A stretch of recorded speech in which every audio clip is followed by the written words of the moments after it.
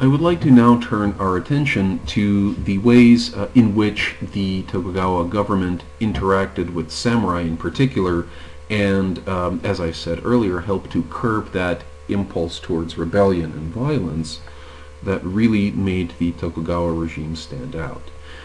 As I've mentioned before, also this whole arrangement became known as the Great Peace. That is to say, basically, this period became known as the Great Peace. The government of the Tokugawa was referred to as the Great Peace. And how was this possible? It took many elements to make this possible. Many of which we'll be talking about today, but in fact, this topic is so complex that the discussion is going to continue into next lecture as well. Because the Tokugawa Bakufu and the system it's set up was so intricate, we really need 2 full lectures to get a handle on it. But basically, everything was supposed to be in its place, as I've already mentioned. The organization for much of what I'll be talking about was modeled on the Tokugawa domain government that functioned, that basically the Tokugawa clan had used to control their domain during the Warring States period. That is to say, when they ruled an area right here in Mikawa, and then later added this province of Totomi to their holdings, and then later when Hideyoshi transferred Ieyasu to the Kanto, we didn't talk about that, but basically it was part of a compromise the 2 reached. The Tokugawa moved to this area of East Japan, which was even more productive and even more important than the lands they left behind, in exchange for basically not making trouble for Hideyoshi. This is how Hideyoshi managed to win over his opponents, basically. He made them offers they couldn't refuse. Oftentimes they were genuinely good offers, which is why Edo was in the east, and which is why Tokyo is in the east today. Sorry, I get drift off on asides sometimes, but I think that was an important, certainly interesting one. But basically, the methods of control that the Tokugawa worked out during these 2 phases, when they were based here and then later when they were based here, they then enlarged and applied to the whole of the country. They also used some of the same methods that the Toyotomi had used. We'll talk about that. And they innovated some new elements that helped them also control these potentially rebellious daimyo. But essentially, it was a system that did have a pattern. As I said, the Tokugawa household lands served as that pattern, but that also incorporated innovations from other quarters as well. And it evolved kind of organically. It was never planned and never became a centralized government. It was not a nation state. It was not a unitary state. That is to say, there was no one government which controlled all of Japan, and certainly not in the same way. There were many limitations to the authority of the shogun.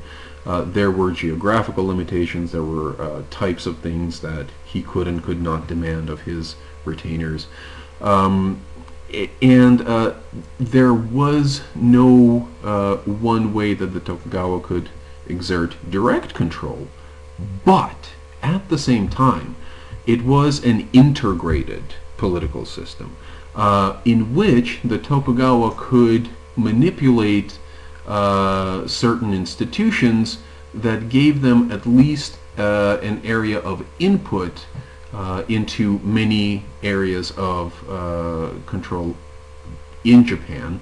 And it was also a system whereby the authority of regional lords derived from the ultimate authority that the Tokugawa did claim over all of Japan. But it wasn't one system whereby you had a bureaucracy with certain agencies that could make its that could basically enforce laws in all parts of the country, right? Just to give you an idea, perhaps this hasn't been the clearest explanation. An integrated political system is composed of many different kinds of parts that help the central government exert control, whereas a unitary system basically has a single model that's applicable everywhere. Just to give you an idea of what I'm talking about, the the U.S. Postal Service, for example, that's a unitary system. Basically you can drop off a package in Durango and have it arrive in Long Beach, in a different state, and it never leaves the hands of the United States Postal Service. If, however, you want to send a package to England, then what you'd be doing is you'd be taking advantage of the worldwide postal network, which is an integrated system whereby you have different postal services collaborating to bring a package from Durango all the way to England. And it leaves this package leaves the hands of one of these services and passes into a different organization altogether, but they're geared towards the same end, delivering your package. Well, the institutions of the Tokugawa state that we'll be talking about today, they were all geared towards exercising political power, although in different contexts. The Tokugawa domain was carefully broken up into several different kinds of let's call them domains. Actually, let's use this word. The Tokugawa realm, rather, was broken up into a series of domains, and these domains were differentiated based on who was the lord of any particular domain and what relationship they had to the Tokugawa. So the first type of domain in the Tokugawa political order were Tokugawa house lands, the domain of the Tokugawa themselves.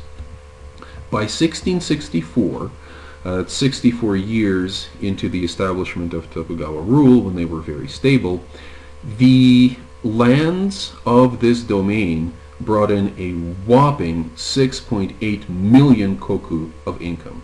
Remember, koku is this unit of measurement that's equivalent to basically a keg filled with rice, and 6.8 million of them made the Tokugawa far and away the most powerful, the richest daimyo in the land. The Tokugawa were still daimyo, they were also shogun, but basically they ruled a part of the country as they had always done, as their own patrimony, as their own personal land.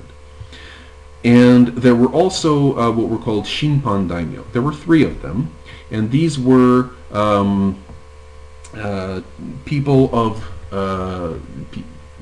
these were junior branches of the Tokugawa family, and they occupied 3 key locations in Japan. There was a house in Mito, right here. There was a house in Owari, the area around Nagoya where originally Oda Nobunaga came to power, right here. And there was one in Wakayama, today's Wakayama Prefecture, here. And these 3 junior Tokugawa houses, all taken together, controlled 2.6 million koku, broken up between 3 domains. Very powerful lords indeed. But in the Tokugawa regime, depending on what kind of a lord you were, you had certain obligations and certain ways that you could influence the Tokugawa government. And actually, despite being Tokugawa, these junior houses were not really privy to the day-to-day business of the government. That was the business of the main branch house. The main head house. What these three branch houses were used for was sometimes their elite samurai, their house elders, their daimyo. They were consulted for advice. They were family after all, or they served family. And the other very important thing that they did was they provided heirs for the main line if the shogun died without a surviving heir. And this happened on several occasions. But more or less in terms of the daily governance of Japan, these Shinpan daimyo, these collateral houses, they were not, they were kind of frozen out. The next category of daimyo were direct Tokugawa retainers, the so-called fudai, which were basically people who had allied with the Tokugawa before the Battle of Sekigahara, people who Tokugawa knew he could trust, and also Tokugawa creatures, that is, people who owed their power completely to the Tokugawa because the Tokugawa had created them, had nurtured them from lowly retainers, gave them more and more power and responsibility until they eventually became important enough to be considered fudai. Fudai samurai could take part in the government of the Tokugawa state. The Tokugawa family did have samurai retainers and members of their family who took care of the house lands, but they also had a administration which, while it didn't influence all factors of life in Japan, and really in many ways daimyo remained independent princes, this administration had a great deal of control over many areas of samurai life. Just to give you an example, there was a very important magistrate for the administration of religious sites, temples and shrines. It was one of the three most important magistracies within the Tokugawa central government. Also, the finance, the financial magistracy. This was also one of the most important magistracies in the land, responsible for setting what we would later understand as economic policy. And the only people who could fill these very important posts were fudai. Fudai were broken up into two subcategories. There were daimyo and there were hatamoto. Daimyo, as we've seen, are big names. And in the Tokugawa period, you had to have a net worth of at least 10,000 koku in order to be considered a daimyo, in order to be considered a big name. And 10,000 koku, it may sound like a lot, but really, as will become more clear as we move on with this course, it really wasn't. But you were still a daimyo, you were still a big name. The class below that is hatamoto, who were bannermen, who were direct retainers of the Tokugawa and had the right of audience with the shogun. Technically speaking, they legitimately could demand an audience with the request an audience with the shogun, and the shogun had to hear them out. They had that right.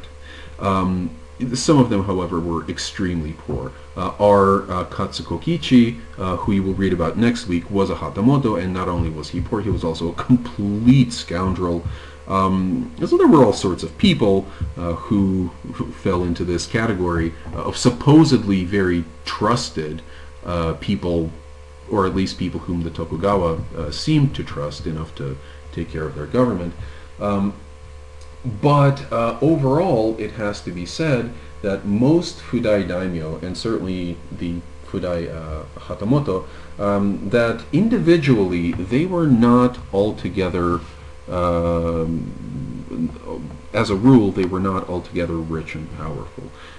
As a rule, fudai daimyo had a reputation for being very poor, and hatamoto even more so. But together, they owned approximately 6.7 million koku of productivity in Japan.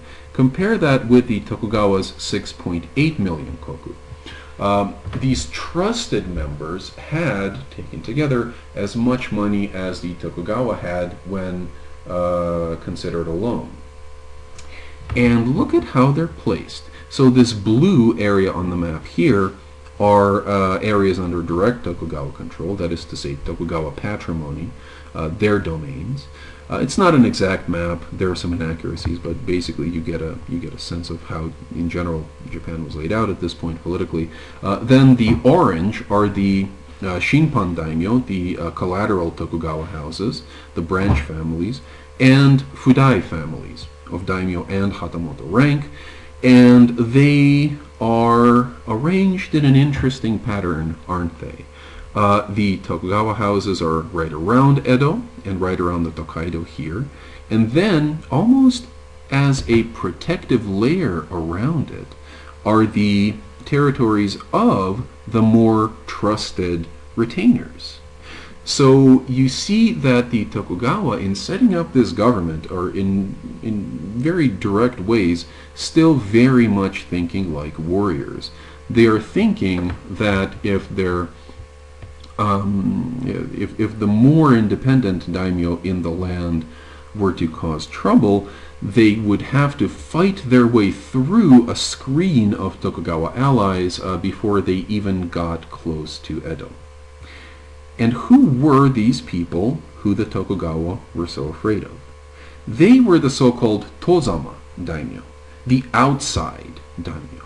Daimyo who had either been allied against Ieyasu at Sekigahara, or people who had submitted to him either on the very eve of the battle or after the battle was decided. So people who could not historically demonstrate their great love for the Tokugawa house. And you see how the Tokugawa government sought to control them. They segregated them basically, well, not completely, but mostly in outlying areas of the Japanese state.